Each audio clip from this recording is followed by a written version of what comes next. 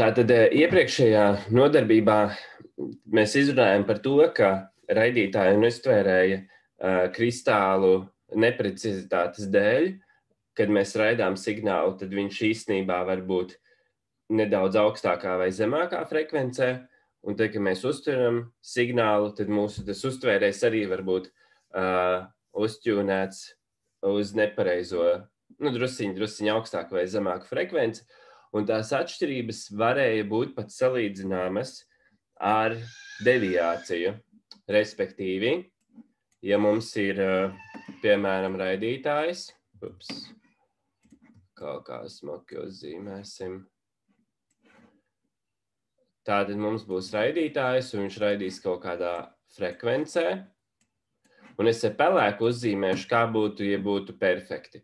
Tad perfektā gadījumā te būtu F0, tad būtu mīnus delta F plus delta F, un raidītājs raidītu kaut kādus signālus, tātad, apmēram šādi. Jā. Un uztvērējs attiecīgi tādā pašā frekvencītē arī uztjūnētos un visus vienniekus dzirdētu. Pieņemsim šeit nullītes un šeit viennieki. Bet tātad, apskatīsim tādus sliktus gadījumus, kad, piemēram, tā kristāla radītā frekvences aizpeldēšana var būt, piemēram, aptuveni vienāda ar to vienu delta F. Tātad raidītājs var aizpeldēt uz vienu pusi, un viņam tas F0, piemēram, atradīsies kaut kur šeit, F0, un tad mīnus delta F kaut kur šeit, un plus delta F kaut kur šeit, un viņš īstenībā raidīs šādā te veidā. Jā, un tad mēs redzam, ka, ja uztvērējs būtu uztjūnēts pilnīgi precīzi, tur, kur uztvērējiem ir nullītes, tur viņš dzirdētu raidītāju vienniekus, un nullītes vispār nedzirdētu. Un uztvērējs var vispār uz pretējo pusi par tikpat aizpeldēt, tātad kaut kur šeit uztvert, klausīties šādā te intervālā, šitā te paņemsim. Un attiecīgi vispār neko nemaz nedzirdēt. Lūk, līdz ar to, tāpēc mēs pateicām, ka uztvērējam jāklausās ir platumā, kurš ir F0 plus mīnus delta F, plus mīnus bitreits, un vēl plus mīnus 2 reiz kristālu neprecizitātes radītās nobīdes. Jā, tātad īstenībā uztvērējs klausīsies šitik ten platā joslā un dzirdēs visu, kas notiek. Bet kas notiktu, piemēram, tad, ja raidītājs sūtītu tikai vienniekus? Pieņemsim, ka, es nezinu, uz kalkulatora būs kaut kāds skaitlīts, piemēram, jāsūta ir ārā gaisa temperatūra, un ārā ir -1 grāds, un, pieņemsim, precizitāte ir, nezinu, tas ir 32 bitu skaitlis, tātad -1 jāsūta. Jā, tātad jūs redzat, ka bināri -1 ir visi viennieki, vai ne? Tātad sūtam visus vienniekus. Un tādā gadījumā tā bildīte būs tāda, ka raidītājs, te ir kaut kur raidītājiem F0, un viennieks, piemēram, ir mīnus delta F. Viņš vienkārši raidīs visus vienniekus, un viss. Un savukārt tas uztvērējs klausās visā kaut kādā tajā diapazonā, un viņš redz vienkārši vienu frekvenci. Tad senāk tā, ka tas uztvērējs, viņš īstenībā nezina, vai viņš saņem vienniekus vai nulles, vai ne? Jo mēs zinām, ka īstenībā tas raidītājs varbūt kaut kur bišķi aizpeldējis priekš atpakaļ, uztvērējs kaut kur varbūt aizpeldējis, un principā mēs tā kā nezinām, tas ir viennieks vai tā ir nullīte, jā, un tāpēc radio signālu raidīšanā ievieš vairākas lietiņas, kas palīdz ar šādu situāciju tikt galā. Ideja ir skaidra, kāpēc šeit ir vienkārši viena frekvence.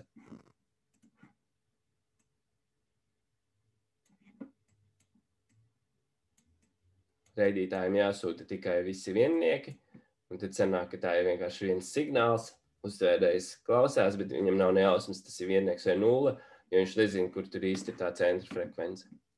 Nu, lūk, un tāpēc, lai tādas situācijas nerastos, tiek ieviest tāda lietiņa, kas saucās data whitening. Nu, es pierakstīšu vienkārši. Un tas ir vairāki paņēmieni, kā panākt to, lai uztvērējs zina, vai viņš dzird viennieku vai nulli, un lai viņš saprot, kurā vietā atrodas raidītāja F0, kur atrodas tā centra frekvence. Un tā tad tiek darīts sekojoši. Pirmkārt, tas attiecas tagad uz FSK, es rakstīšu, bet to pārnes un līdzīgā veidā izmanto uz pilnīgi visām citām raidīšanām arī. Tad es ielieku iekriņās 2 FSK, bet principā to ievieš arī citur, arī 4 FSK un tā tālāk. Arī, jā. Un tātad tas, ko mēs darām, ir pirmkārt, raidītājs uzreiz neraida datus, bet raidītājs vispirms sūta to, ko angļu valodā sauc PREAMBLE. Tātad tas ir viennieciņu nullīšu virknīte, vienkārši viennieku nulles. Viņš viņu sūta, piemēram, 4 baitus. Tas ir 32 biti. Kā piemēru garums. Viņš var būt drusciņi īsāks, varbūt drusciņi garāks. Ir kaut kādas rekomendācijas atkarībā no paciņas garuma, cik viņus tur garus likt. Bet, teiksim, runa ir apmēram par kaut kādiem 20 līdz 40 bitiem. Vienkārši raidītājs pirms vēl kaut ko dara, viņš sūta 1, 0, 1, 0, 1, 0, 1, 0, vai arī viņš tikpat labi var sūtīt 0, 1, 0, 1, 0, 1, 0, 1. Tam nav nekādas atšķirības. Bet tādā gadījumā, ja mēs paciņas sākumā pirms datiem sūtam 1, 0, 1, 0, 1, 0, 1, 0, tad raidītājs redz uztvērējs redz šīs abas frekvences. Jā, tātad viņš redz, ka ir kaut kāds viennieciņš nullīte, 1, 0, 1, 0, tas spektrs sāk apmēram šādi izskatīties. Un no tās informācijas, pat ja, piemēram, tas uztvērējs bija bišķi šķībi noķūnēts, kaut kur īstenībā šitādā veidā, tad uztvērējs var saprast, ka viņš ir bišķi šķības, un izmantojot automātisko frekvences kontroli, kur ir praktiski visos mūsdienu uztvērējos, tātad raidītājs jūt, ka viņam centriņš ir kaut kur šeit.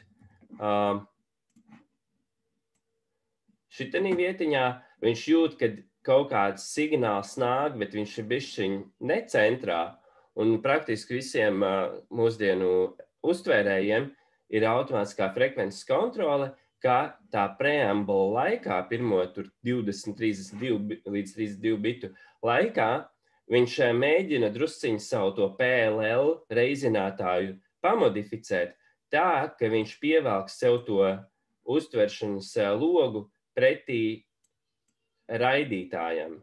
Tad viņš bišķiņ pabīda sevi uz, teiksim, šajā gadījumā uz augstāku frekvenci.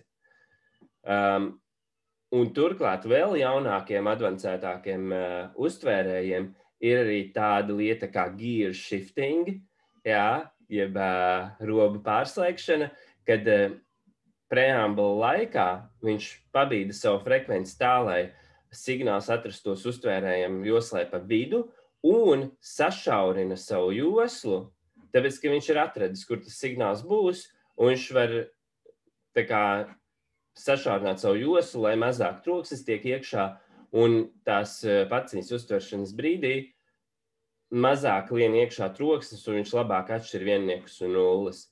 Un gan C-Labs čipos tas ir, gan Semtech čipos arī tajos, kurus mēs izmantosim laboratorijas darbos, viņos tāda lietiņa ir. Viņos ir joslas platums pirms tās uztveršanas, kurā viņš klausās visu laiku, un tad joslas platums pēc uztveršanas, un to var likt vienādu ar TX bandwidth. Var noņemt nost to, kristāla radīto neprecizitāti.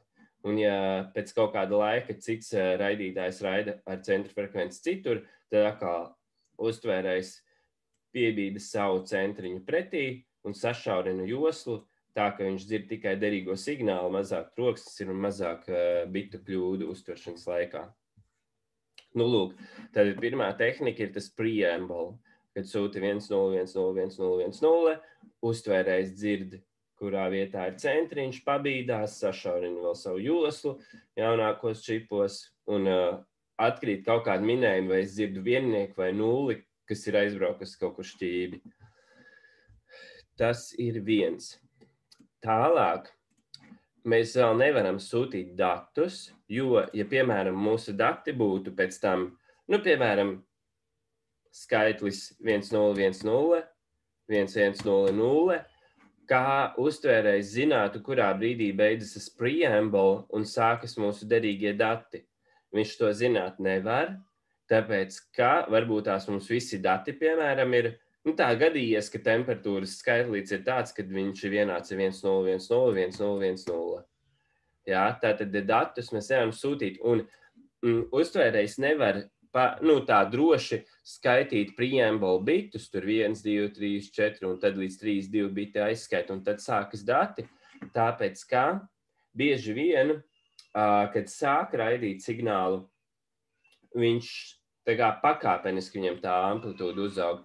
Tas ir gan saistīts ar raidītājiem, ka viņi tā ir uzbūvēti, viņiem var būt tāds tā kā pakāpenisks skaļuma pieaugšana, tāds TX ramp. Gan arī kaut kādas atstarošanās un tādas lietas var to bišķiņ izmainīt, un tāpēc tas īsti nedara. Un tāpēc nākamā lieta, ko pieliek pēc preamble, ir kaut kas tāds, kas salauž to viennieku un nullīšu virknīti. Tātad tas, kā viņu sauc, preamble break, bet to sauc arī par sinhronizācijas vārdu, synth word. Jūs viņu atradīsiet visu FSK datu pārraides protokolu aprakstos.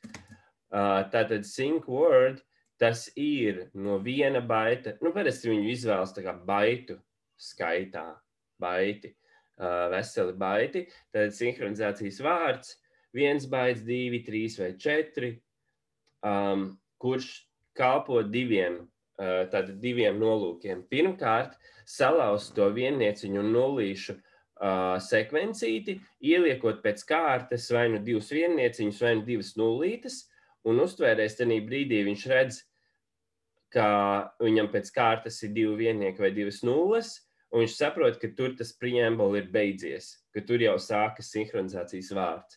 Un tāpēc sinhronizācijas vārds vienmēr sākas ar 0x vai nu 1,1 un tā tālāk, vai arī 0x, 0,0 un tā tālāk.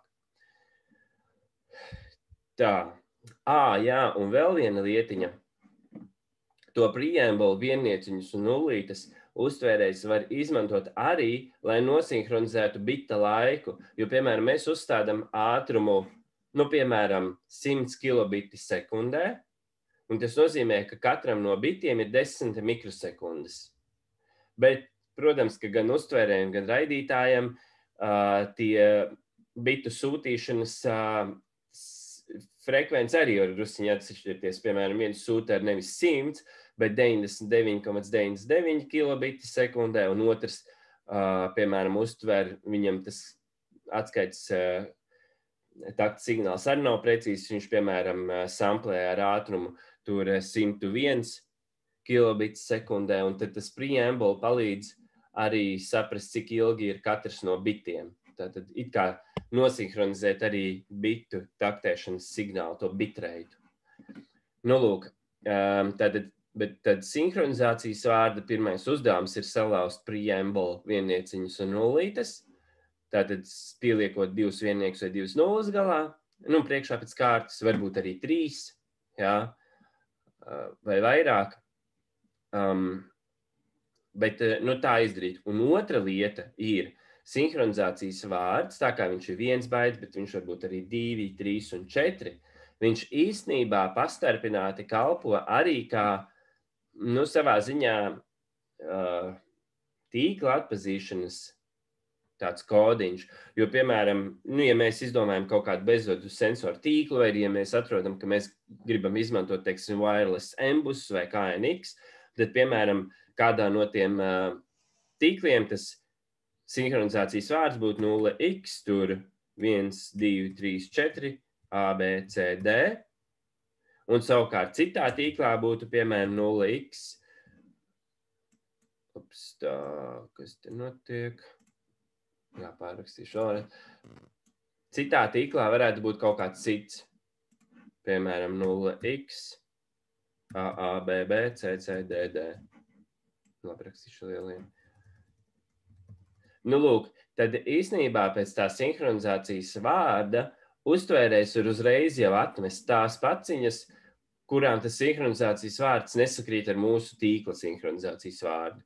Jā, tātad, jo tajos 868 MHz strādā Z-Waves, wireless KNX, wireless Modbus, centra frekvences visiem gandrīz vienas tās pašas, jo vēsturiski bija tikai viens diapazoniņš legālais, un to arī visi izmantoja. Tagad ir vairāk tās frekvences. Nu, viņš ir tā kā paplašināts. Bet principā visiem ir apmēram viens tas pats 868,3 vai 868,4 MHz. Un līdz ar to ir vajadzīgs atsijāt tās paciņas, kuras nav mūsu tīklā, un tātad pēc sinhronizācijas vārda to arī var uzreiz saprast. Šitas sinhronizācijas vārds gan nebūs labs, tāpēc, ka A ir 1010, viņš nesalauž to preambulu, tāpēc varbūt tās ieliksim, piemēram, 0A. Citādi nebūs labi. Nu, lūk, tātad pēc sinhronizācijas vārda var pateikt, ka paciņa ir vai nav mūsu tīklā, un uzreiz, ja sinhronizācijas vārds nesakrīt ar to, ko mēs sagaidām, uzreiz atmest. Nu, lūk, nākamā lieta ir tāda, dažādās literatūras avotos dažādi raksta, citviet saka tā, ja, piemēram, dati ir visi viennieki, tad var gadīties, ka tajā uztvērējā atgriezeniskajā saitē viņš kaut kādā veidā tur piesātina to vienu daļu, un tad viņš sāk sliktāk strādāt, sliktāk uztvert, kaut kādus nulītes palaist garām, vai arī viņš, ja viņam tas automātika frequency control nenostrādā, tad viņš var aizpeldēt atkal uz vidu tā, ka viņam tas viennieks atrodas tieši pa vidu un tā tālāk.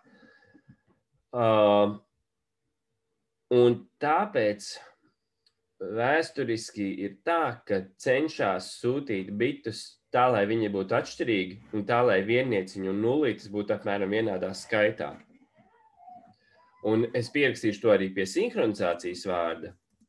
Cenšas, lai 0 un 1 ir vienādā skaitā.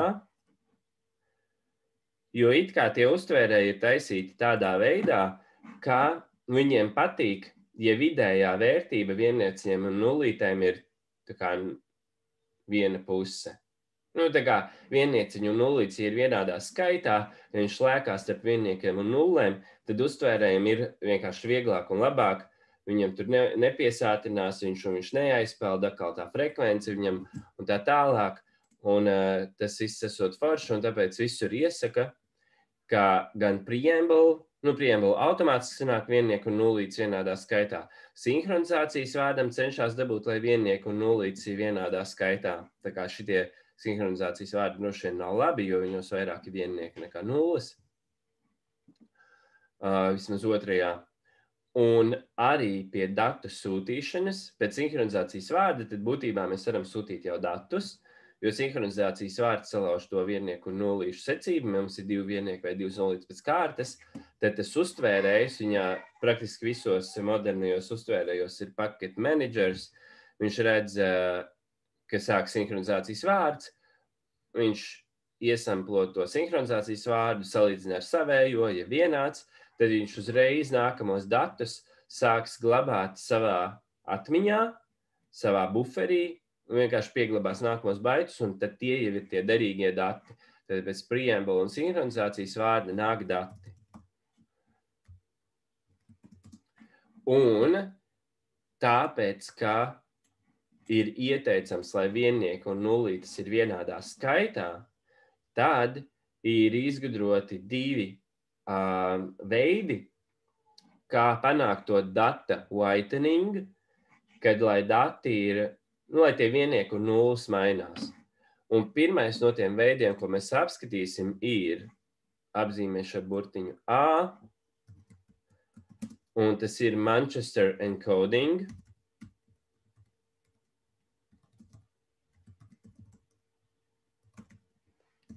Un tas izskatās sekojošā veidā. Apstīsimies, jā, re, kur ir blā, blā, blā. Tātad tas izskatās tādā veidā, ka viennieciņš tiek aizstāts ar krītošo fronti no viennieka uz nullīti, un nullīti tiek aizstāta ar kāpjošo fronti no nulles uz viennieku. Nu, vai šajā gadījumā te bildītē sanāk tik amplitūda ir no -1 uz +1. Mums raidīšanā jau arī īstenībā amplitūda ir no -delta F līdz +delta F, tad attiecīgi viennieciņš tiek aizstāts ar kritumu no +delta F uz -delta F un nullīti ar kāpjošo fronti no -delta F uz +delta F un tā tālāk. Ja ir divas nullīti pēc kārtas, tad mēs redzam, ka te ir kāpjošā fronte, un tad, kad ir nākamais nulle, tad ir krītošā, lai būtu kāpjošā fronte un tā tālāk. Tātad šādā veidā tiek panākts tas, ka vidējā vērtība ir nulle. Ja, jo katra bita ietvaros pusīte ir augšā un pusīte ir lejā, vai arī puse no tā signāla lejā un puse ir augšā no tā bita. Un pēc tam kaut kādos citos standartos, tajā IEEE 802.3 nomainīja, kad ir Manchester encoding, ir kāpjošā fronte ir viennieks un krītošā ir nulle.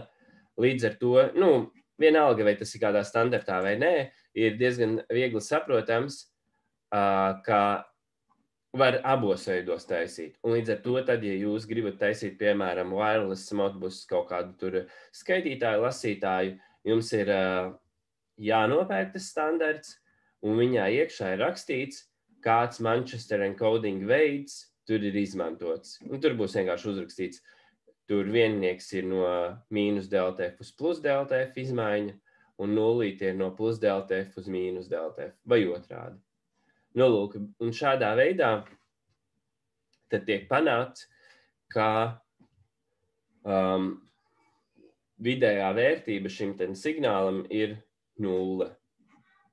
Cik viennieciņi, tik nullītas. Un līdz ar to uztvērēja daļa strādā visu laiku vienādi gan uz viennieciem, gan uz nullītēm, nekur neaizpeld, un atgriezeniskās saites tur nepiesātinās tā tālāk, un viss baigi forši. Tad Manchester encoding. Pierakstīšu vienkārši arī uz šejienes. Tātad nulle ir, piemēram, izmaiņa uz kāpjošo fronti, un viennieks ir, piemēram, izmaiņa uz krītošo fronti vai otrādi. Pierakstīšu.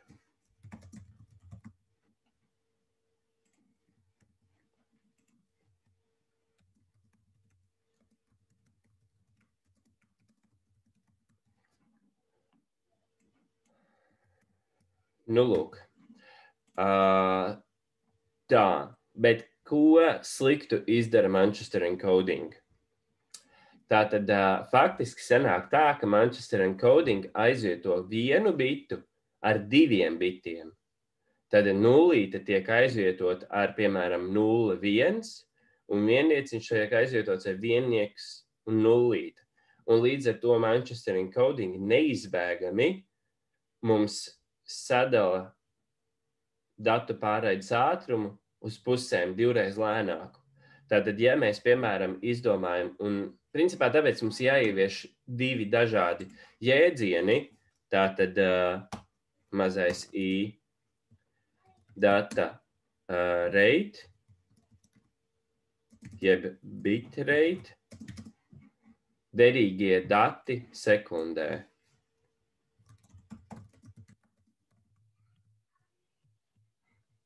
Vai derīgie biti sekundē. Un otrs jēdziens ir symbol rate, Tas ir, cik ātri mainās signāls gaisā. Un tā tad tas būtu, teiksim, Manchester encodinga, tas viena tā simboliņa laiks. Symbol rate šajā gadījumā ir, kā viņš tur nodefinēt, nu šajā gadījumā vienkārši uzrakstīšu.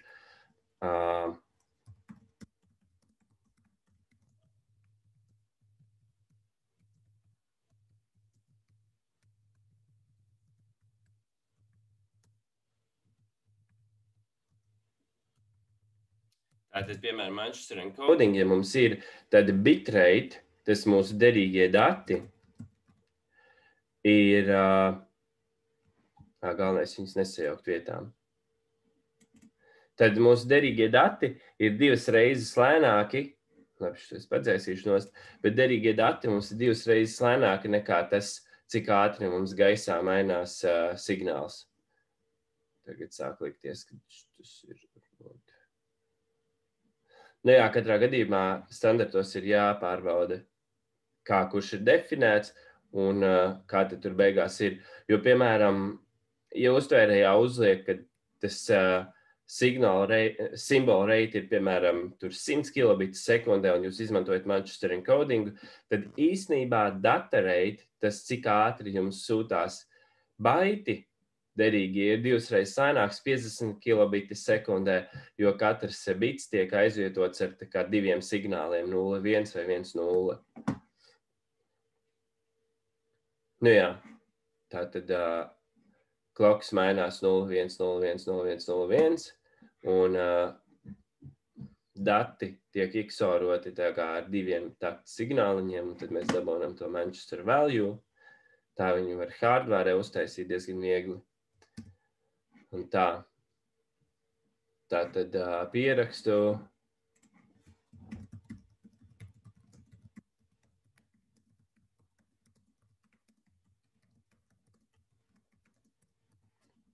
Manchester encoding samazina datu pārraides ātrumu 2 reizes.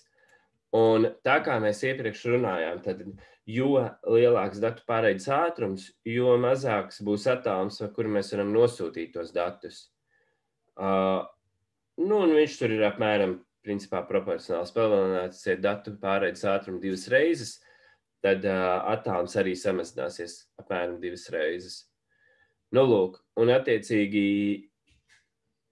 šeit mums sanāk tādu sliktu izvēli veikt, ja mēs gribam izmantot to Manchester encoding, vai nu mums ir jāpalielina tas simbola ātrums, un tad mums 2 reizes samazināsies attālums, vai arī mēs atstājam to Manchester encoding bitu izmaiņas ātrumu konstantu, bet tad mums dati tiek sūtīti 2 reizes lēnāk, paciņas ir 2 reizes ilgākas, un tam atkal ir kaut kādas negatīvas sekas, piemēram, baterija ātrāk beidzas, jo 2 reizes ilgāk ir jāsūta vai jāklausās, un arī palielinās risks, ka ilgās paciņas sūtīšanas laikā kaut kāds troksnis pa vidu sabojās bitus, un mums būs jāpārraida atkārtoti tā paciņa. Bet, no otras puses, Manchester encoding ļoti, ļoti populārs, viņu daudz kur izmanto, gandrīz vai visur, kur es zinu, viņu izmanto tajā FSK, un tas ir viens veids, un apskatīsim tagad otru veidu, un otrs veids ir sekojošais. Izmantot tādu lietiņu, kas ir pseudo random number generator. Tas saucās pārsvarā, viņam izmanto apzīmējumu PN9, jo viņš vienkārši tāds populārs. Samaisīt datus ar random, pseudo random signālu.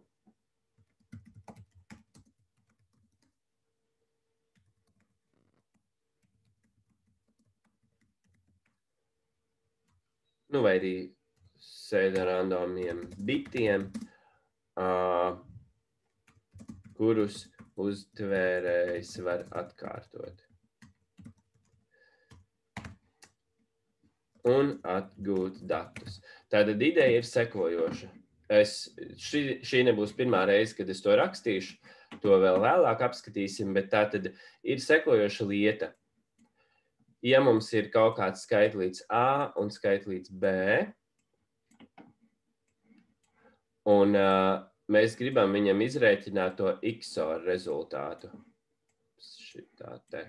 Tātad AB un Q vienāds A XOR B. A mums var būt 1, 0, 1, 0, un B var būt 1, 1, 0, 0. Un tātad rezultāts ir A XOR B. 1 XOR 1 ir 0, 0 XOR 1 ir 1, 1 XOR 0 arī 1, un 0 XOR 0, 0. Nu, lūk, tātad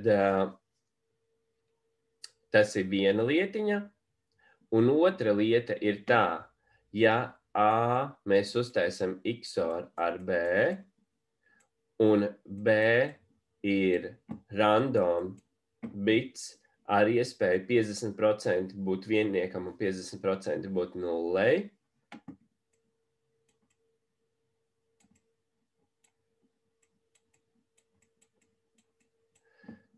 Nu, es tā arī varbūt tās uzrakstīšu 50 pret 50.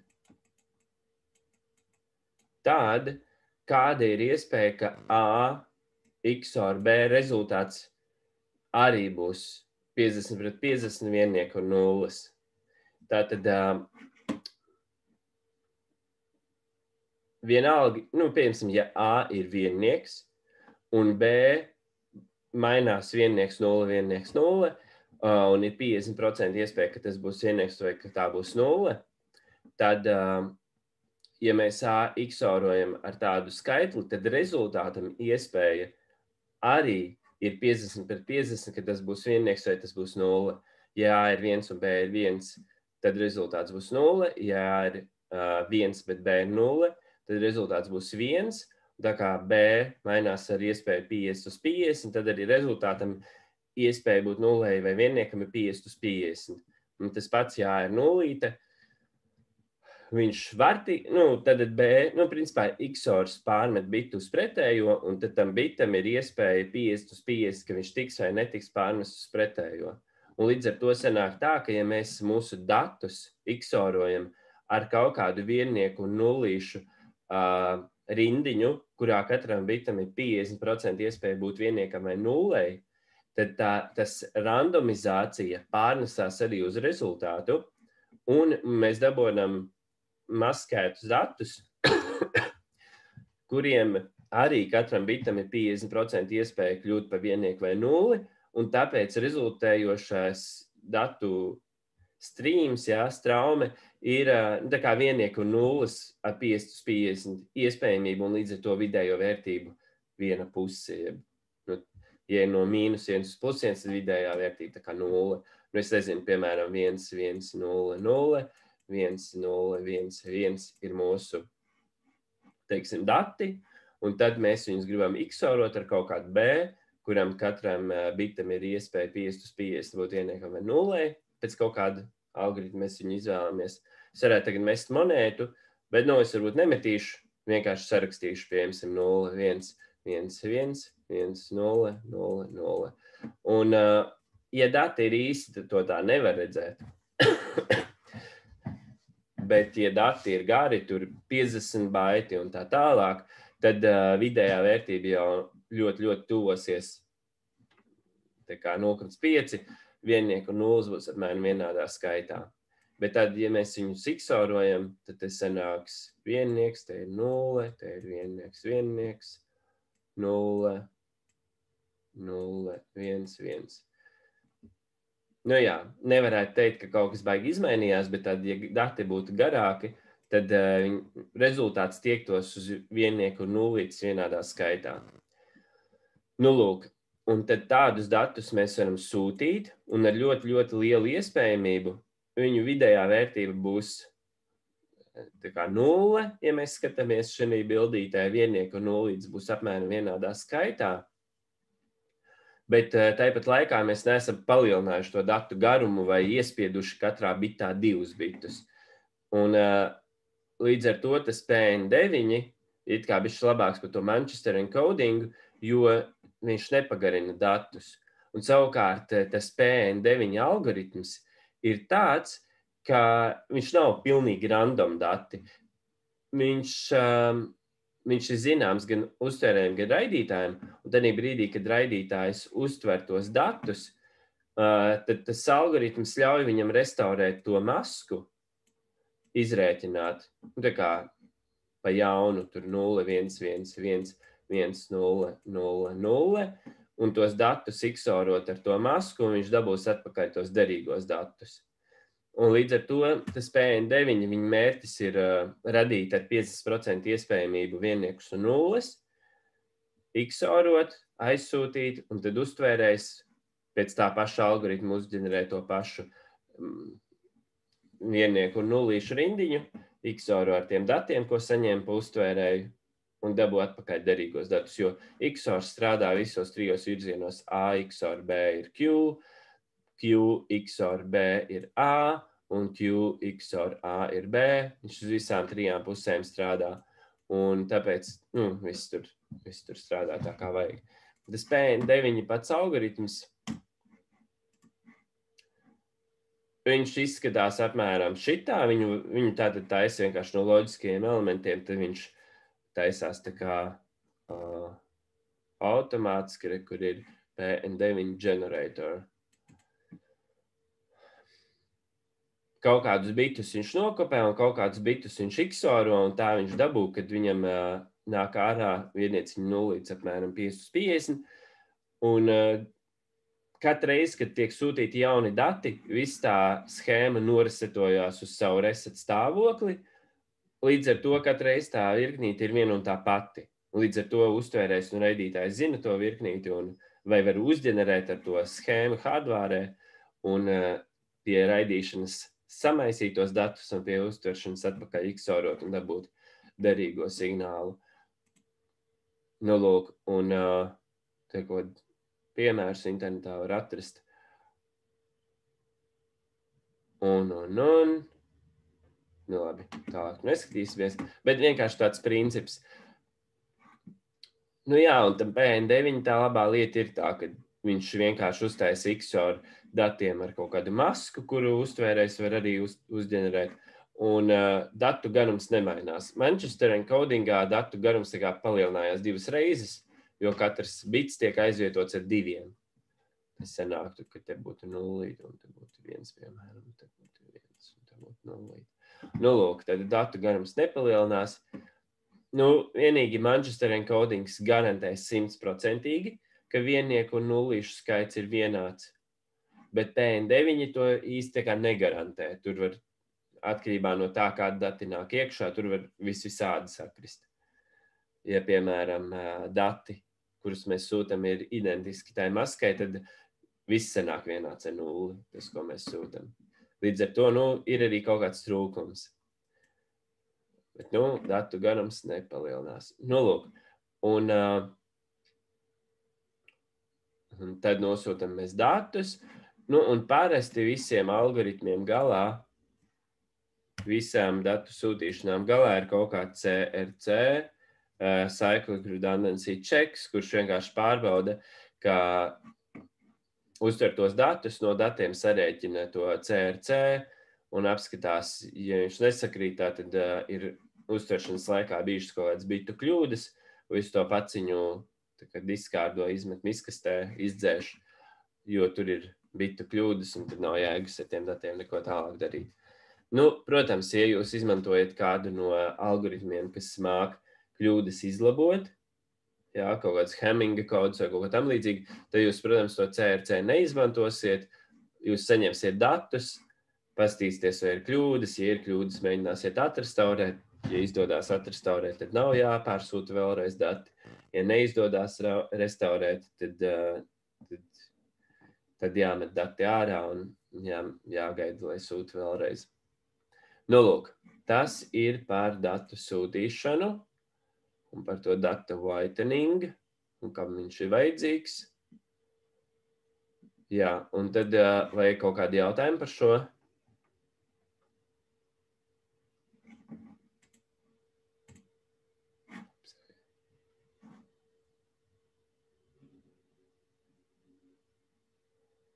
Ja ir kaut kādi jautājumi, var jautāt. Ja nav jautājumu, tad var teikt, ka nav jautājumu. Tad es zināšu, kad var tālāk iet.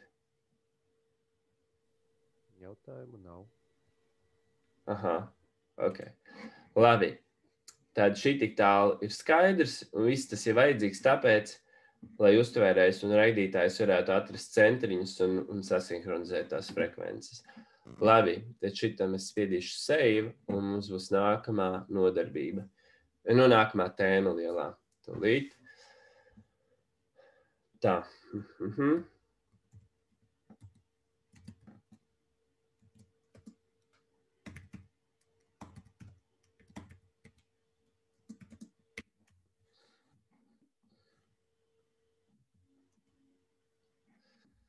Tā, un nākamā lietiņa ir sekojošā. Tātad es pirmajā nodarbībā jau pieminēju, ka ir tāds koncepts, kas saucās OSI modeli, un tas ir vienkārši tāds, tāds apraksts, kā mēs varam iedalīt to sarežģītu datu pārraides tīklu, tā, lai mēs tur nenojuktos un varētu apmēram saprast, kā mēs tur visu sadalām. Un tā tad viņš ir sadalīts pa slāņiem, ir kaut kāds fiziskais slānis, data link, network, transport, session, presentation, application, un mēs viņiem apmēram iziesim visiem cauri, un tad pirmais tas slānis, par kuru parasti runāja, tas physical layer, un tas ir tas slānis, kurā mēs vienojamies par kaut kādām vispārīgām datu pārraides lietiņām, priekš hardwares tieši.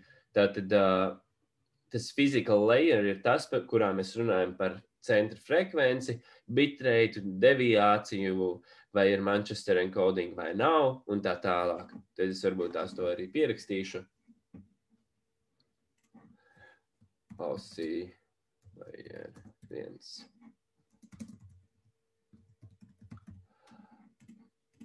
Tātad, tas, kas attiecas uz mūsu priekšmetu, tajā OSI layeri numur 1 fiziskajā ir pirmais F0, otrais ir delta F, trešais ir bitrate, ceturtais ir.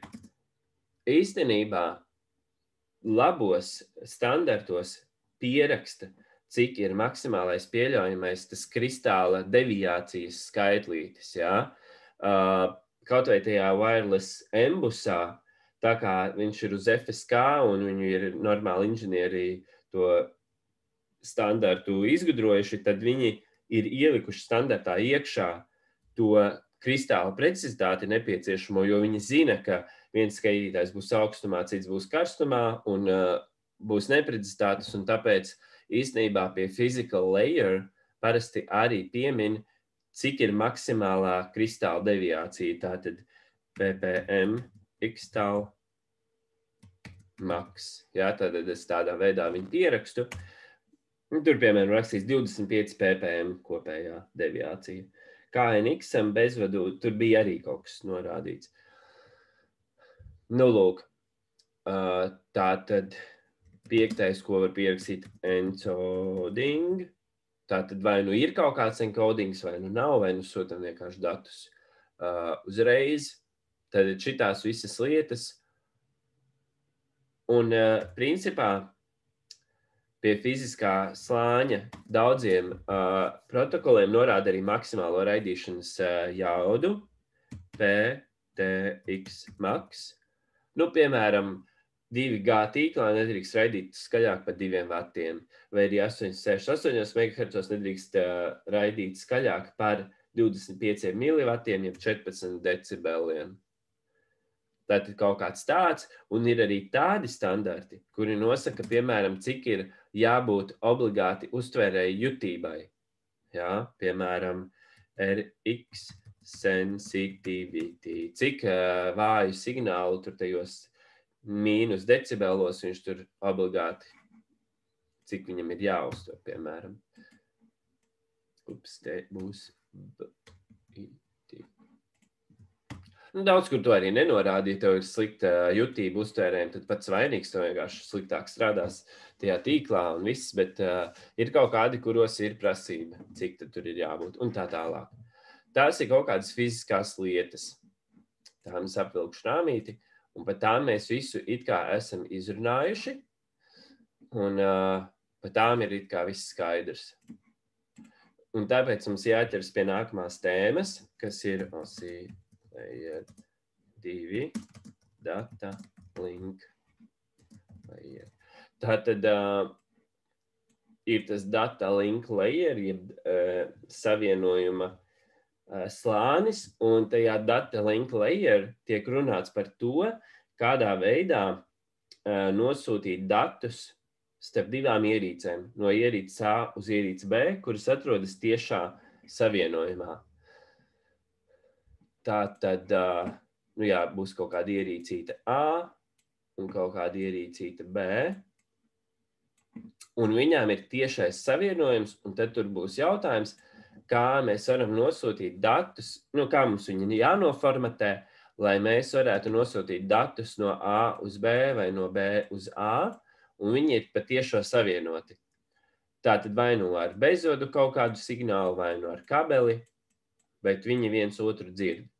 Šeit līdz ar to data link layeris ir speciāli izdalīts tāpēc, lai mums viņā nebūtu jānodarbojas ar kaut kādu routingu vai kaut kādu to pārraides veidu maiņu, ka, piemēram, jums sūtās no wireless KNX uz kaut kādu gateway, tad pa Ethernet uz serveri, tad par to tur runa nav. Te ir tikai starp diviem punktiem, vai nu tas ir jūsu Wi-Fi tīkla karte ar jūsu Wi-Fi routeri, vai nu tas ir jūsu Ethernet tīkla karte ar Ethernet routeri vai ar jūsu internet service provideri, ja jūs spraužat pa taisno no sienas vai datorā. Un, vai arī bezvadu sensoru tīklos starp divām ierīcītēm, kuras vienu otru dzird pa taisno. Nu, lūk.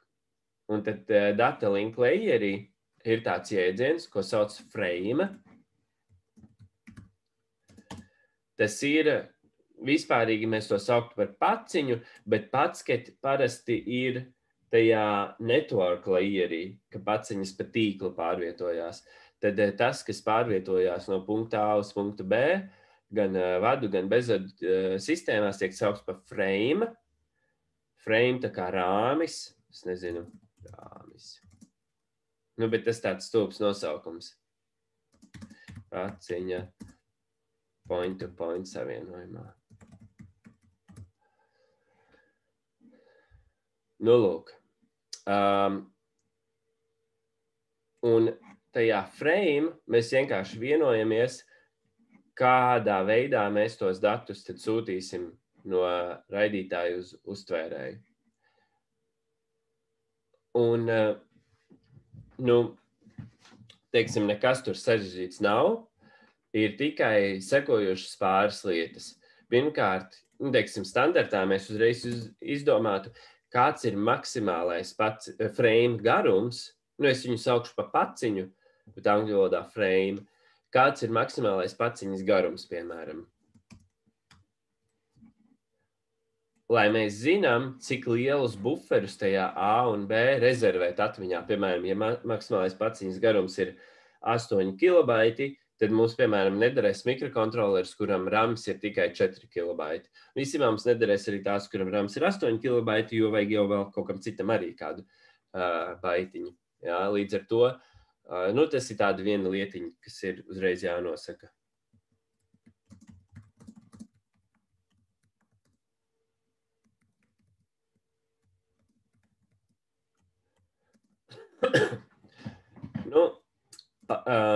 Tātad par to, kāds ir maksimālais garums baitos, sekojoša lieta. Bieži vien, teiksim, tajos uztvērēju čipos un raidītāju čipos, viņam iekšā ir kaut kāds RX vai TX buferis. Piemēram, 64 baiti vai 128 baiti. Un, ja cilvēki ir pavisam slinki, tad viņi vienkārši izdomā, lai nav baigi sarežģīti, taisam tik lielu maksimālo paciņas garumu, lai viņš ietilpst iekšā tanī RX buferī, Pretējā gadījumā tur ir jātaisa uztvērējiem interapts, ka viņam bufers gandrīz pilns, tev jānopumpē kaut kādā sava mikrokontrolera buferī tie dati, pēc tam viņi pildās pa jaunu, tajā uztvērējā, tad tie atkal jāpārpumpē, un tad, kad uztvērējs pasaka, ka dati ir beigušies, tā kā viss ir uztverts, tad var mikrokontroleri apstrādāt viņus. Tā var darīt, un tā daudz kur dara. Protams, ka Wi-Fi tā dara, jo tur ir garas tās paciņas, bet tur, kur ir runa par mikrokontroleriem, tur parasti mēģina ierobežot, lai maksimālais paciņas garums, tā frame garums, ir tāds, ka viņš ietilpst tajā RX buferī. Un lielākajai daļai to uztvērēju buferis ir, piemēram, 128 baiti, nu, tad cenšas vienkārši visu organizēt tā, lai ietilpst tajos 128 baitos. Nu, lūk, tas ir par maksimālu garumu, un tālāk mums jāizdomā, kādā veidā mēs organizēsim tos datus pie sūtīšanas un saņemšanas pa baitiem. Mēs sūtam tos baitus no A uz B, un tad pirmā lieta, tad, kad mēs sūtam tos baitus no A uz B, mūs interesē, piemēram, tas B grib zināt, cik gari tie dati būs. Bieži vien uztvērējos, arī radio uztvērējos ir tā, ka viņam gribās, ka vienā no pirmajiem baitiem uzreiz ir rakstīts, cik ir paciņas garums, lai viņš uzreiz zina, cik tur baitus uztvert un pēc cik baitiem ir CRC un tad pēc cik baitiem beigsies tie dati. Līdz ar to praktiski visur, kur mēs apstrādājam kaut kādus datus, 1 vai 2 baiti būs garums. Nu, es pierakstīšu links. Tālāk, tad, ja mēs raidam datus bezvadu sistēmā, tad var būt kaut kur arī kaut kāds uztvērējs C, kurš atrodas A raidīšanas tajā zonā, un C jau arī dzirdēs noteikti to pašu, ko jūs sūtījāt priekš B. Līdz ar to mēs parasti tajā frameā norādīsim vismaz destination adresi, jeb kaut kādu tur vai nu IP adresi, vai nu kaut kādu citu adresi tam, kuram mēs tos datus sūtam.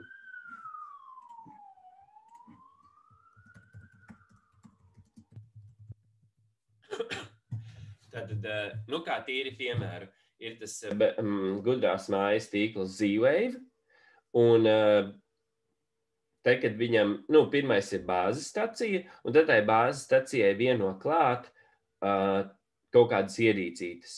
Un bāzes stacija katrai ierīcei piešķir adresīti 1 baits, līdz ar to maksimālais iekārtu skaits, ko var pieslēgt vienai Z-Wave bāzes stacijai, ir 232, jo tur vēl ir dažas speciālās adreses, vairāk par 232 ierīcēm vienai Z-Wave bāzes stacijai nevar pieslēgt, un katrai no viņām bāzes stacija vienkārši pēc kārtas piešķir to adresīti. Un kamēr tā iekārta ir tajā tīklā, tikmēr viņai tā adresīti ir. Un tad, ja, piemēram, kaut kāds gudrais gaismas slēdzis tiek nospiests un viņš grib pateikt gudrais spuldzēji pat taisno, lai viņi ieslēdzās, Z-Wave'ā tas ir iespējams, tur ir tā uztaisīts, ja bāzes stacija ir nospraugusi, tad, lai jums gaismas slēdzis turpina strādāt, vai ja viņi ir izšķepsalēta, tad tur var arī pat taisno sūtīt paciņas, un tad attiecīgi bāzes stacija pasaka tam gaismas slēdzim, kāds ir spuldzis, adrese, un tad tas gaismas slēdzis saka ieslēgties, un paciņā vienkārši sākumā pieraksta destination adresi, tos spuldzes adresi, kaut kādu tur 5. adresi vai 25. vienalga. Nu, lūk, līdz ar to, kad mēs sūtam datus, mums tajā frame, tajā rāmī obligāti ir jāliek destination adresi, kam tad galā tas ir domāts. Nu, bieži vien pieliek arī source adreses, kas ir sūtītājs, lai tad, kad pārsvarā visas paciņas tiek apstiprinātas vai noliektas, kad, ja tas B saņem paciņu no A un viss ir pareizi uztverts, tad B parasti nosūtīs atpakaļ acknowledgement A, ka paciņa ir saņemta. Un lai viņš zinātu, lai B zinātu, kam viņam jāsūta pateicība, tad, protams, ka ir jāpieraksta arī source adrese. Tātad tas ir tātad datu garums, destination adress, source adress. Un vēl viena lietiņa, kas ļoti bieži ir tajā datu pārraidē, ir sekojošā.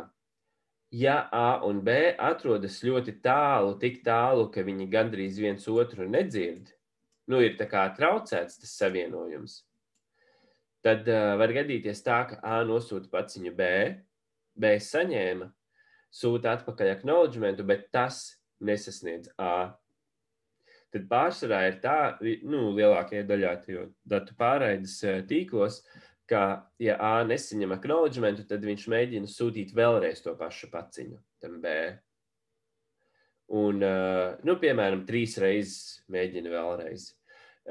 Ethernet tīklā ir tā, A sūta pa Ethernet kabeli signālu uz datoru B. Ja B neatbild, tad A pagaida, piemēram, 1 sekundi un sūta vēlreiz.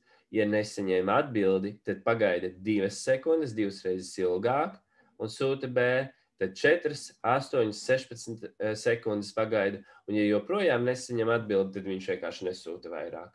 Un tad mērķis ir starp katriem tiem retransmitiem palielināt laiku 2 reizes, jo varbūt tā paciņa neaizgāja, tāpēc, ka tas ēters bija jau aizņemts ļoti, ļoti pārpildīts. Un tad, lai nav tā, ka, ja piemēram, tīkls ir ļoti aizņemts, busy, tur daudzi sūta un daudzi saņem, un tas, kurš mēģina raidīt, tas vēl sliktāk to situāciju padara aizvien biežāk, atkārtoti sūtot tos datus, tad gudros tīklos ir uztaisīts tā, ka tas retransmits notiek pēc aizvien ilgāka laika. Tad pēc 2, 4, 8, 16 sekundēm, piemēram.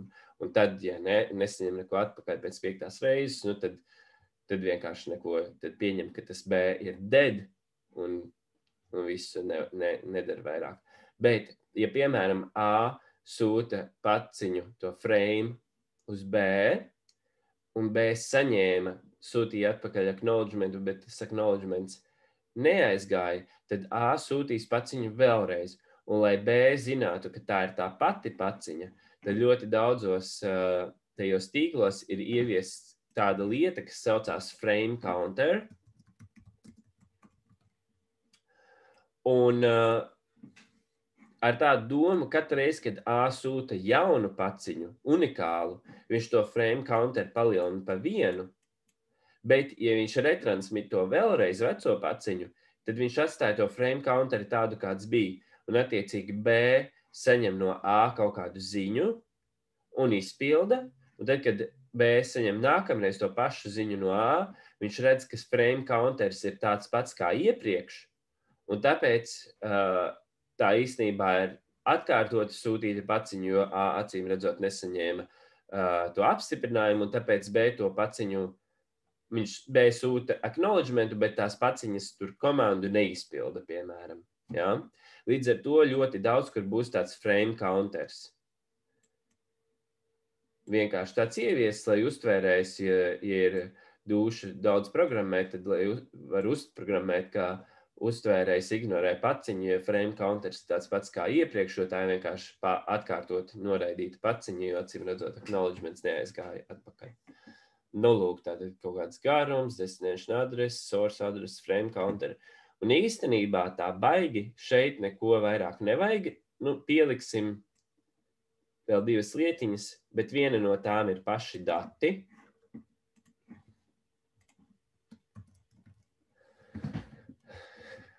Datiem nosaukums ir arī payload. Tātad payload apzīmē tieši tos derīgos datus, kurus mēs mēģinam nosūtīt. Šitas viss, kas bija sākumā, saucās header. Nemēģināšu latviskot, lai man piedod, bet es domāju, ka kaut kāds, ja jums teikšu galvene vai kaut kas tam līdzīgs, jūs nesapratīsiet. Tātad šitais viss sākumiņš ir header. Un tad mums ir payload, ir tie dati, kurus mēs actually gribam nosūtīt. Un te ir jāsaprot, teiksim, length, varbūt 2 baiti, destination un source adress, piemēram, varbūt 1 baits, bet varbūt arī 4 baiti katrs. frame counters var būt 1 baits, var būt arī 4 baiti, piemēram, ja mēs gribam, lai frame counter nekad neatkārtojas. Un sanāk, ka tas headers mums baigi apaudzē to paciņu, ja mēs gribam, piemēram, 1 baitu aizsūtīt, mums ir tur 15 baiti jāpieliek klāt priekšā. Bet, tāda ir tā dzīves realitāte, tā patiešām ir, un katrs headeris padara mums paciņu aizvien garāku. Tā, un tajos datos ir tas, ko mēs actually gribam nosūtīt, vai tas ir, nezinu, kāda komanda, piemēram, ieslēgt gaismu kaut kāds tur, vai tekstuālā veidā, vai vienkārši kā kaut kāds 0xC2 nozīmē ieslēgt gaismu, piemēram. Tie ir tie dati, varbūt tas ir kaut kāds teksta message vai kaut kas tam līdzīgs, bet tie ir dati. Un tagad ir jautājums, kuram nav pareizās atbildes, length. Ko pasaka length? Vai length pasaka tikai datu garumu? Vai arī length pasaka visas paciņas kopējo garumu? Vai arī length pasaka visas paciņas izņemot length baita garumu? Vai, teiksim, length varbūt ir 2 baiti. Un šeit pareizās atbildes nav, un dažādos protokolos ir uztaisīts dažādi. Ir tāds protokols, kurā length pasaka tikai, cik ir payload garš, un ir tādi protokoli, kuros length pasaka, cik ir pilnīgi viss kopā garš. Ieskaitot length baitu, destination address, source address, frame counter, payload, visu. Un iespējams arī vēl CRC. Un tātad, pārsvarā datiem galā, bet šur tur arī ne tikai galā, pieliek arī kaut kādu check. Es rakstīšu check, es rakstīšu īstenībā CRC, jo to mūsdienos izmanto, bet tas nav tikai CRC iespējams. Tātad datiem galā frameam parasti ir arī kaut kas, ar kā palīdzību mēs pārbaudam, vai raidīšanas uztveršanas laikā mums nav bitu kļūdas kaut kur. Un CRC parasti rēķina pilnīgi visam, jo varbūt length ir sūtot kaut kāds bits pārlicis pretējo, varbūt adresītais, varbūt frame counterī, varbūt datos, un tāpēc CRC parasti rēķina pilnīgi visam, un ja kaut kur rēķina ne visam, tad tas ir ļoti, ļoti slikta ideja.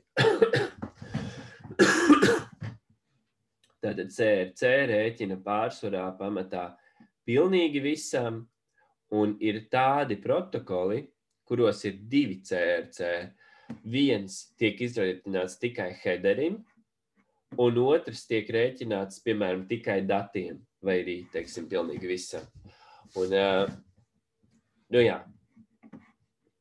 Un šito es vairāk pierakstīšu kā error checking.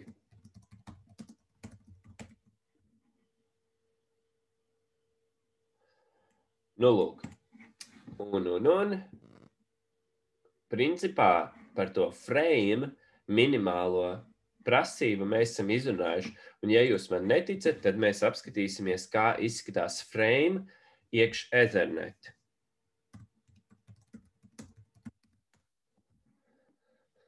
Tātad, kas ir Ethernet? Ethernet pēc būtības ir kabeļa savienojums starp datoru un otru datoru vai rūteri. Jā. Un tā kā tas ir point-to-point savienojums, tad viņš tajā osī modelī ir tīrākais data link layer. Ethernets nenodarbojas ar paciņu rautēšanu, ar to nodarbojas rūteri. Ethernets ir tīri savienojums starp 2 ierīcēm vai 3 ierīcēm.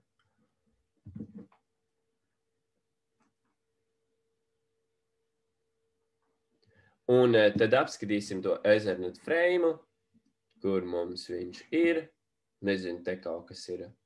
Arī Ethernets tiek sūtīts pa vadiem, bet vadi var būt ļoti, ļoti gari.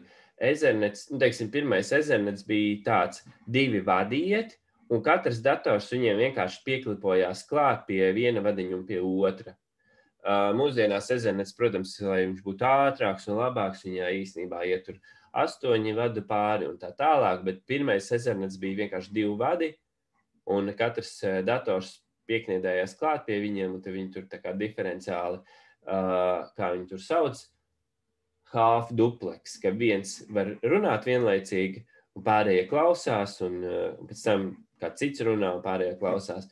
Un viņam īstenībā pa vadu tika raidīts tas signāls ļoti līdzīgi tā, kā mēs raidītu pa gaisu, jo tas attālums ir liels, un tāpēc tāpat vispirms ir jāsūta preambles, un tad tas preamble break, un tad tajā freimā mums ir destination adrese, tā ir MAC adresīte. Ja? Katram datoram ir unikāla MAC adrese, katrai tīkla kartei, Wi-Fi-am. Tāpēc, teiksim, laptopā ir vairākas MAC adreses.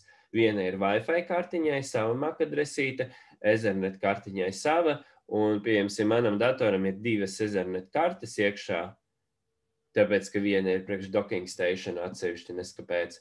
Un tad man senāk ir vesels 3 MAC adreses. Īsnībā, man liekas, 4, jo, ja vēl ir arī mobīlo datu, tur tas, kā viņi tur modēms iekšā datorā, tad vēl tam ir sama MAC adrese. Nu, lūk, tas ir destination, kam jūs sūtat, tad ir source adrese, jūsu datora MAC adrese. Nu, jā, pirmā ir tam, kam jūs sūtat, piemēram, jūsu rūteris tanī brīdī, ka jūs piespraužat rūteri pie datora, viņi tur savā starpā apmainās ar informācijām, MAC adreses paprasa viens otram, tad dators, ja grib komunicēt pa Ethernet, viņš sūtīs uz rūteri MAC adresi informāciju, un savukārt rūteris, ja tur grib kaut ko pateikt datoram, tad viņš sūta uz datora MAC adresi. Tālāk tur ir kaut kāds tag par to, nu, tur kaut kādas tehniskās informācijas varbūt iekšā, bet arī ir length. Īstenībā vajadzētu apskatīties drusciņ precīzāk, kāds length tad tur īsti ir iekšā. Bla, bla, bla.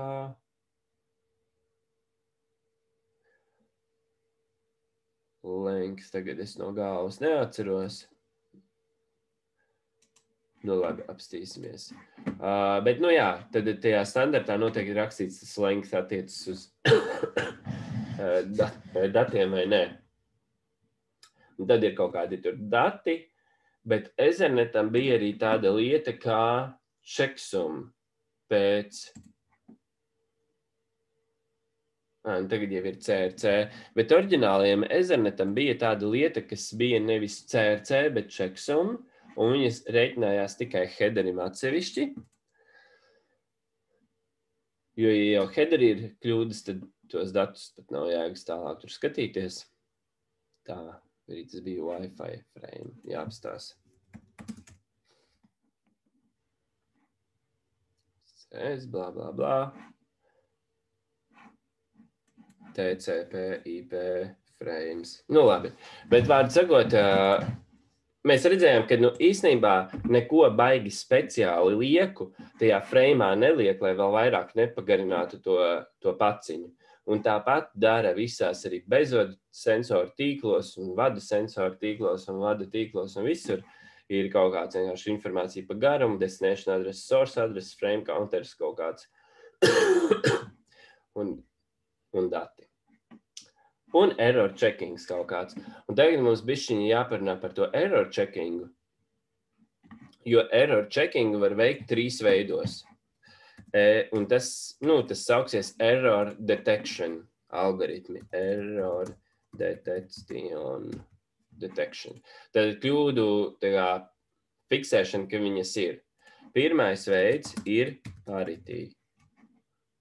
Tātad sekojošs veids, un viņš joprojām šur tur eksistē, un viņš ir parity, ir vecos kaut kādos tur datu pārraides tīklos, bet, teiksim, ja tas ir industriāls tīkls, tad tur ir mašīnas, kas ir jau uztaisītas, un tāpēc to nevar mainīt, un tāpēc viņš turpina eksistēt. Jā, ja varētu visu veco izmest miskastē un visu uztaisīt pa jaunu, tad, protams, ka darītu labāk un citādāk, bet, ja mums ir kaut kādas vecās sistēmas, kurām kaut kas jāpieliek klāt, bet kur jau ir miljoni investēti, tad, protams, ka mums ir jāsadzīvo ar to, kā tur ir. Un tad pirmais error detection veids ir parity, un parity darbojas sekojoši. Parity tā tad ir tā, mums ir kaut kāds baits, kuru mēs sūtām, nezinu, 1, 0, 1, 0, 1, 1, 0, 0. Un tad mums ir divu veidu paritī. Pirmais paritī pasaka, vai viennieku skaits ir pāra vai nepāra. Un attiecīgi, nu jā, principā. Un, ja, piemēram, viņš ir pāra un mums ir pāra paritī, tad viennieku skaits jau ir pāra skaits, un es pierakstīšu ar zaļu even parity,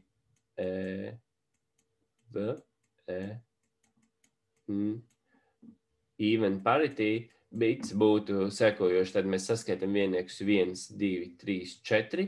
Viennieku skaits jau ir pāra skaitlis, un tāpēc nav jāliek viennieks klāt, tāpēc mums ir 0. Un savukārt ar sarkanu pierakstīšu odd parity bits darbojas pretēji. Nu, jo vienkārši tas parity var būt gan tā kā vienā veidā, gan otrā. Tātad, ja mums ir odd parity, tad odd parity saskaita vienniekus. 1, 2, 3, 4. 4 viennieki. 4 ir pārskaitlis. Mums vajag, lai kopā ar parity bitu būtu nepārskaitlis, un tāpēc odd parity bits būs viennieks. Lai pieskaitot odd parity bitu, sanāktu, ka ir nepāra skaits 1, 2, 3, 4, 5. Tagad ir nepāra, un tāpēc odd parity ir viennieks. Nu, un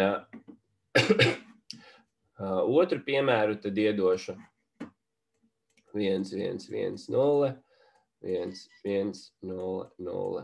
Šeit ir 5 viennieki. Even parity būs tāds. Tā kā mums ir 5 viennieki, jāpieliek vēl viens viennieks klāt, lai būtu pāra skaits ar vienniekiem, un tāpēc even parity būtu viennieks. Savukārt, ja protokolā ir rakstīts, ka ir jābūt odd parity, tad mēs saskaitām 1, 2, 3, 4, 5 viennieki. Jau ir pāra skaits, un tāpēc nullīte te būs. Odd parity būs nullīte. Un līdz ar to ir jāzina, par kuru parity mēs runājam. Tas ir rakstīts atkal konkrētā datu pārraides protokola standartā, bet kur, un īstenībā to parity daudz kur lietoju, jo likās baigi labā ideja. Bet kur ir problēma ar parity? Ar parity problēma ir sekojoša. Ja mēs, paņemšu sarkano, ja mēs pārraidam datus un ir viena bita kļūda, te bija viennieks, bet ir nullīte. Uztvērējs pastās 1, 2, 3 viennieki. Ja mēs izmantojam, teiksim, even parity, kurš ir tā kā bišķi populārāks, even parity mums ir nullīte. Mēs redzam, ka bija jābūt vienniekam, jo ir nepārskaits ar vienniekiem. Even parity būtu jābūt 1. Tad mēs zinām, ka datu pārraidē ir kļūda, kaut kāds bits ir pārmests uz pretējo. Bet, ja kļūda pārmainīja 2 bitus, tad parity paskatās pie uztveršanas 1, 2 viennieki, parity bits ir 0, tātad viss ir pareizi. Ja? Līdz ar to parity noķer tikai 50% no kļūdām. Viņš noķer tikai nepāra skaitu ar kļūdām. Un tas pats attiec arī uz odd parity. Tātad līdz ar to parity darbība ir tikai 50%. Un tāpēc viņu mūsdienās īstenībā praktiski pilnīgi nekur vairs neizmanto. Parity, not great, nevajag iedomāties, ka viņš ir labs. Jo, ja ir 2, 4, 6, 8 bitu kļūdas, tad viņš strādā pareizi. Un turklāt, viņš nestrādā arī tad, ja, piemēram, troksnis nomainīja 2 nulles uz vienniekiem. Even parity 1, 2, 3, 4 viennieki, tad pāri skaidrs, tad viss pareizi.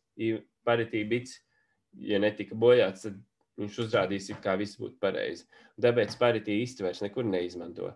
Ir tāda lietiņa, kas saucās parity on steroids. Vismaz es to tā saucu. Tātad parity plus pielikšu tādu atsevišķu, varbūt tās.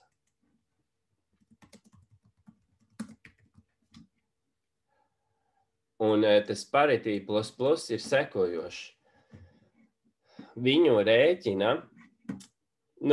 es gan praksē nekur neesmu viņu redzējis, bet vismaz mācību grāmatā viņš ir, un viņu var izmantot tā kā tādu fun fact piemēru. Tas parity on steroids būs šitāds.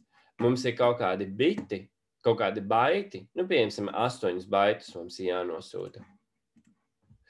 1, 2, 3, 4, 5, 6, 7, 8. 1, 2, 3, 4, 5, 6, 7, 8. 1, 2, 3, 4, 5, 6, 7, 8. Šitā kaut kā. Šitā 1, 1, 1, 1, 0, 0, 0. 1, 2, 3, 4, 5, 6. 7. 8. Un to parity pierakstīšu dati. Un to parity rēķina nevis katram baitam atsevišķi, bet katrai kolonnai atsevišķi. Jā? Tātad mēs rēķinam parity virzienā no augšas uz leju. Un tad sanāk, ka ja viena baita ietvaros ir vairākas kļūdas pēc kārtas, tad viņas katra atspoguļosies gala tajā parity, bet tā kā blakus, un mēs redzēsim, ka tas parity nav aprēķināts pareizi. Tā, laika nav baigi daudz, tāpēc varbūt tās negribās tagad rēķināt. Bet vienkārši ideju sapratāt, tātad parity rāda nepareizi, tā kā false negatīvi, tad, ja vienā un tajā pašā bitu pozīcijā 2 biti ir samainīti tā kā uz pretējiem.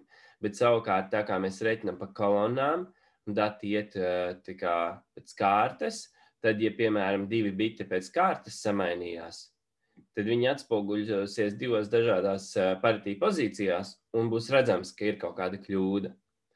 Bet, es saku, praksē neesmu redzējis, ka to izmantot, tas vairāk tāds tā kā fun fact, kaut kāds lietiņa, ko var teorētiski kādreiz izmantot.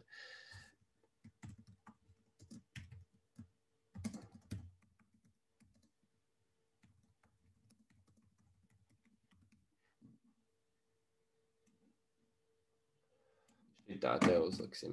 Lūk, un tad trešais veids, kā rēķināt, kā noķert kļūdas, trešais ir checksum, un checksum ir sekojoša. Paņem visus baitus un vienkārši saskaita tā kā skaitlīšus kopā un pieliek galā, piemēram. Checksum ir vienkārši saskaitīt visus baitus, un tad, kad notiek overflow, tad to viennieku pieskaita klāt kā least significant bit. Šito noliksim šeit. Checksumu tagad pierakstīšu šeit. Checksum saskaita visus baitus kopā.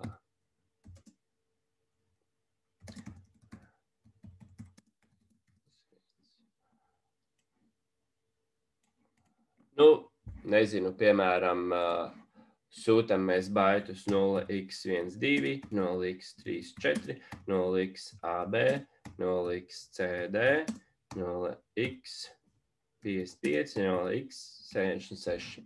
Piemēram, šitie baiti ir tie, ko mēs sūtam, un tad kā noķert kļūdu. Tas checksums tiek izmantots, man liekas, vēl joprojām arī TCP/IP datu pārraidē. Vienkārši saskaitam viņus kopā tā kā integerus. Tad ir jāuzliek šitanī, lai viņš ir viens word, tas ir 2 baiti, laikam. Jā. Un skaitam 12 plus, tas ir heksadecimāli, 34 ir 46 plus AB ir F1 plus CD ir 1BE. Tanī brīdī, kad mums ir overflows, tad mēs to viennieku pieskaitām tā kā least significant bit. Tas nozīmē, ka man ir jāuztaisa -100, ir tas BE un +1, lai nepazūd, bet lai mēs nepazaudējam to overflow. Jo, ja mēs viņu pazaudētu, var gadīties, ka mēs skaitām klāt, un visu laiku vienāds ar 0 ir. Bet īstenībā tā kā nav vienāds ar 0. Tātad BF, tas bija pēc CD, plus 55 plus 1 mīnus 100 plus 66. Tātad rezultātā čeksuma ir 7B. Tātad čeksuma vienāds 7B.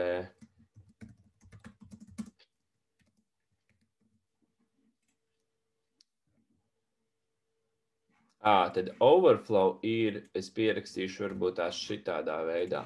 Overflow ir mīnus 100 plus 1. Mīnus 0x100 un plus 0x01. Jā, tātad tādā brīdī, kad mums overflow, tad mēs noņemam nost to overflow, bet pieskaitam viennieciņu, un tad čeksam 7B. Un šeit jau jūs paši saprotat, ja mums ir vairāki biti pēc kārtas nepareizi, tas čeksums jau arī izmainīsies, jo viņš ir to visu skaitļu summa, un tāpēc tas čeksam ir krietni labāks nekā paritī. Tāpat laikā pietiekami viegli rēķinās. Viņu var arī hardvāriski uztaisīt. Mēs jau iepriekšējā gadā uztaisījām tur no loģiskiem elementiem skaitļu saskaitītāju, jā. Līdz ar to tur nekas baigi grūts nav. Nu, lūk, tātad to tā rēķinu un čeksumu izmanto, piemēram, TCP/IP headerim rēķinot atsevišķi tādu čeksumu izrēķinu, vienkārši, lai zinu, ka tur nav kļūdas. Nu, lūk, čeksam tad ir 3. Un 4. veids ir CRC, Cyclic Redundancy Check.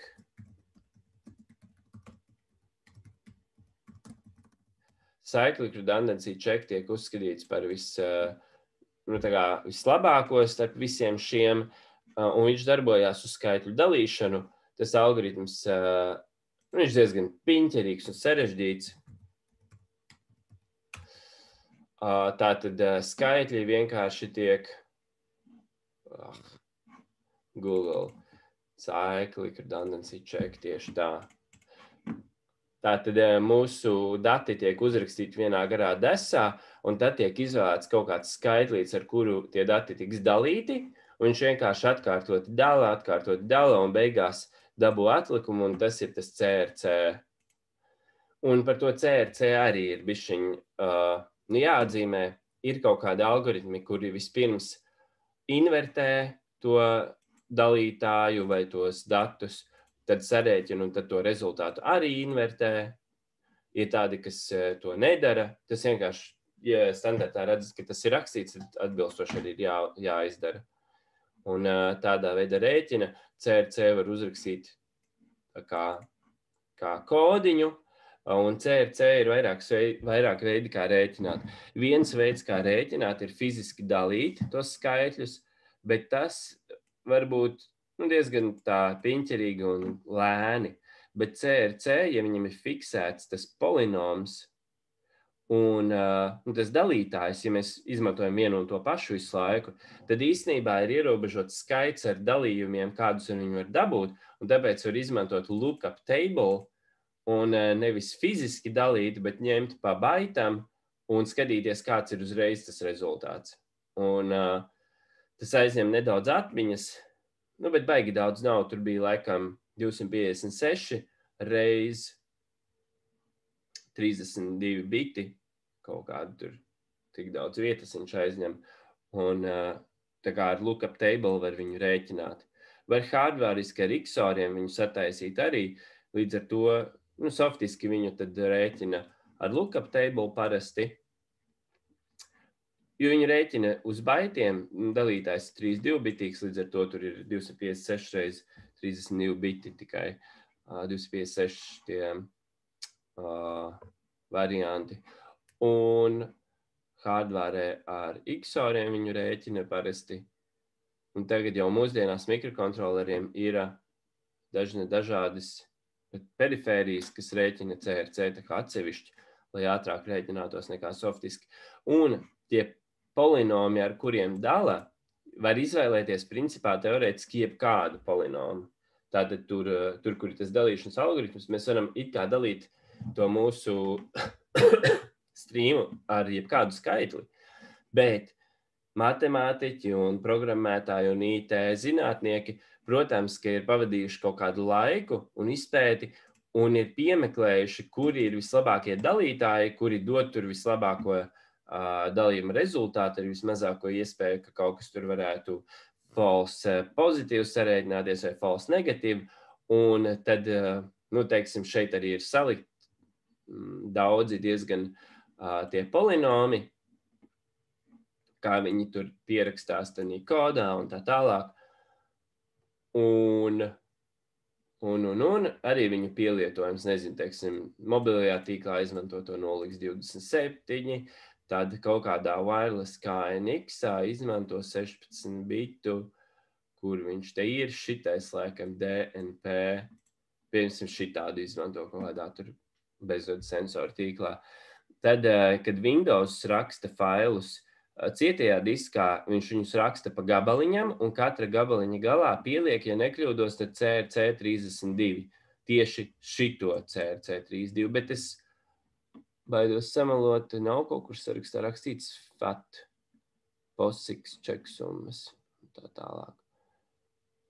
Jā, vārdu sakot, kur ir Modbus izmanto CRC16 IBM, piemēram. Jā.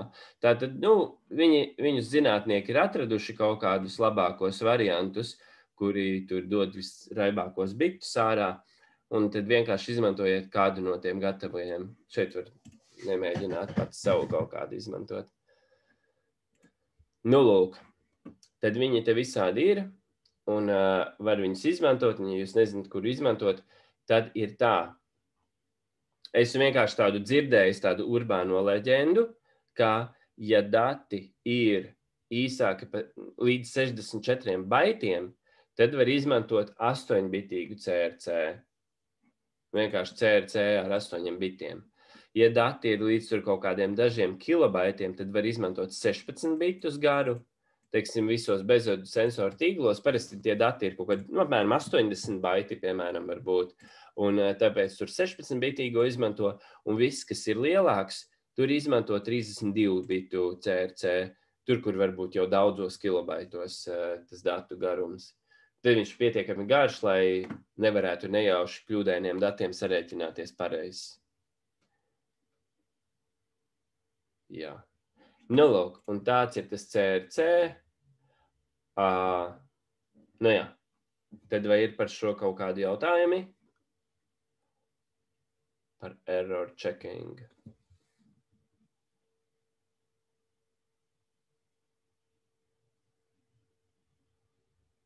Jā.